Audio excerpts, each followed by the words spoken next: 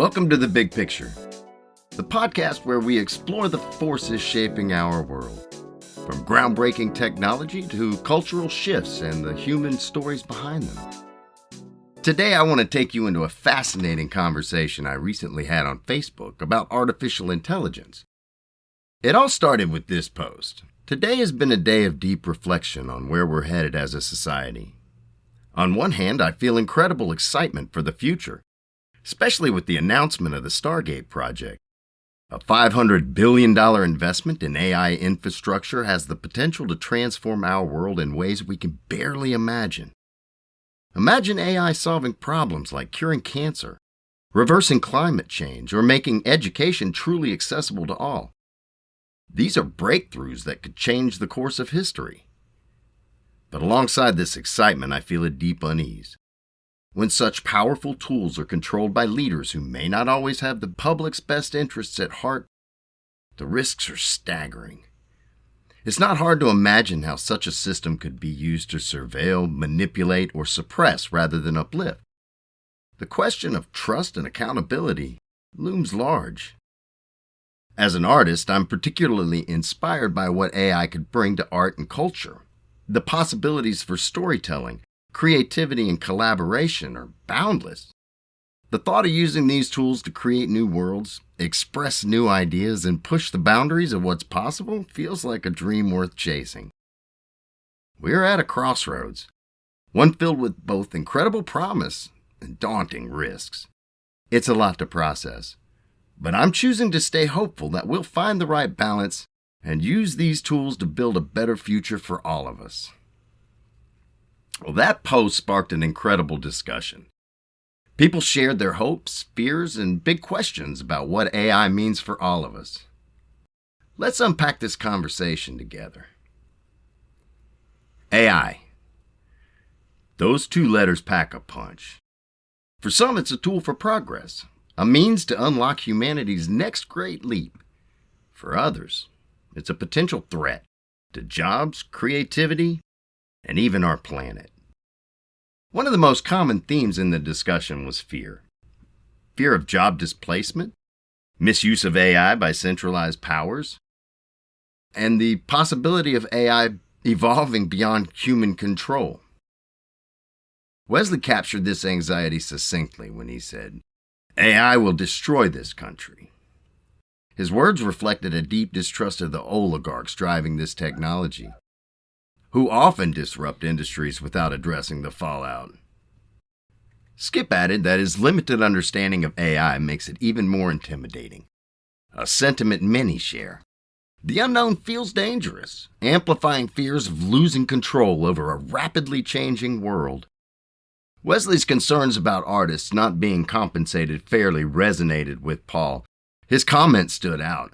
"Generative AI needs to die in a fire. I want to read what writers write. I want to look at work by artists. I don't want my creative work done by a robot." It's a visceral reaction, but it's grounded in a legitimate fear that AI might overshadow human creativity.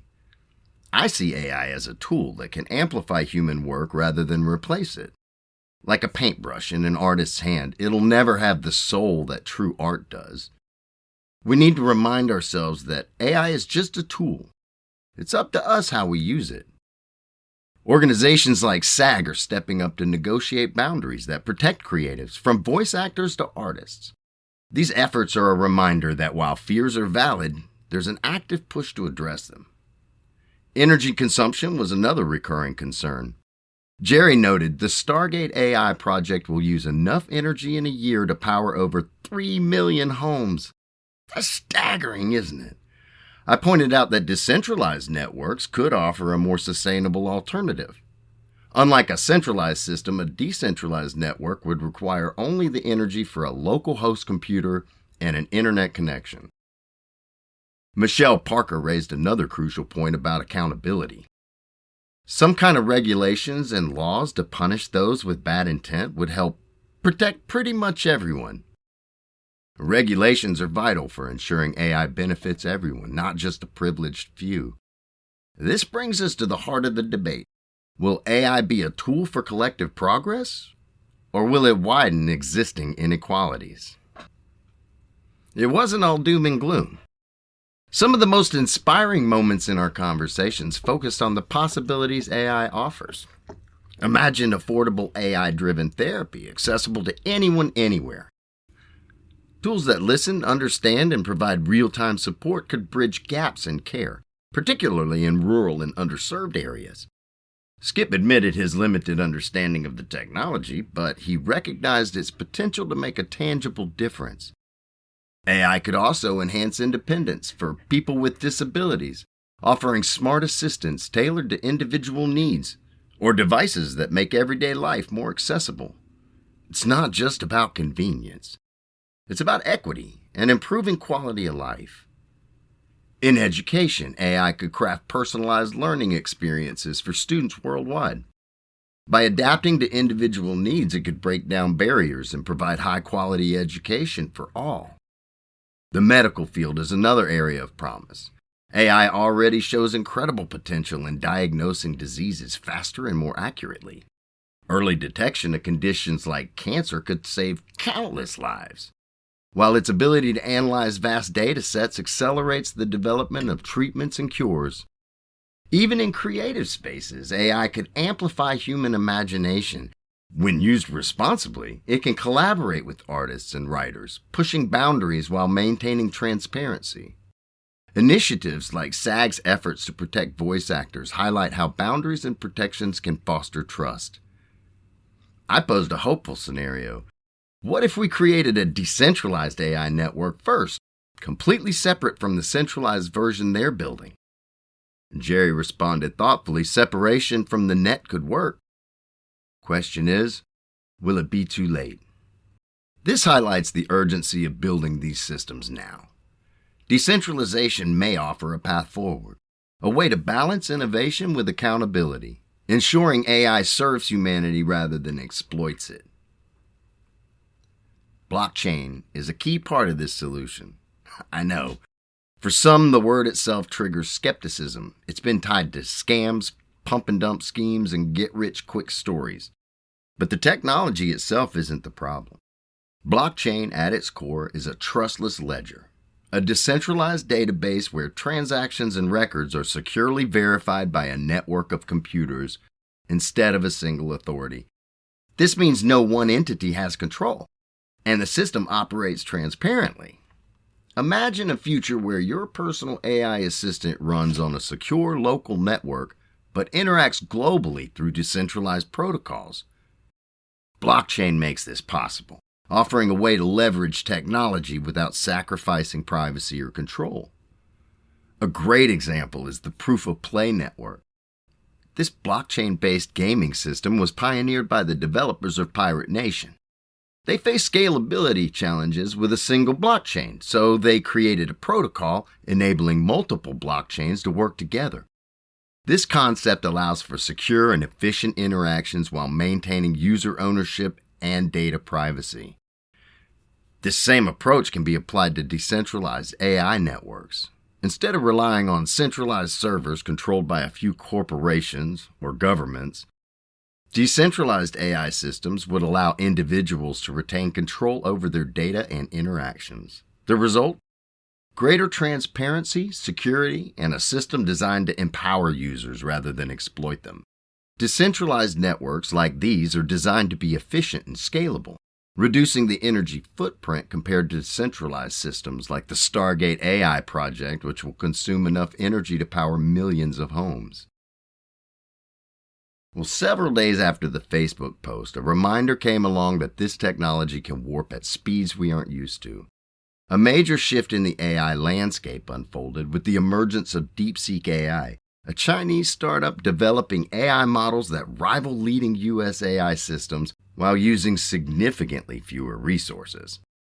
This starkly contrasts with the Stargate project, a $500 billion US initiative dedicated to AI infrastructure, including massive data centers and energy-intensive computing power. DeepSeek's approach challenges the assumption that cutting-edge AI requires vast computational resources and funding. It raises the question, can AI be both powerful and efficient without depending on centralized superstructures? This development aligns with our discussion about decentralization.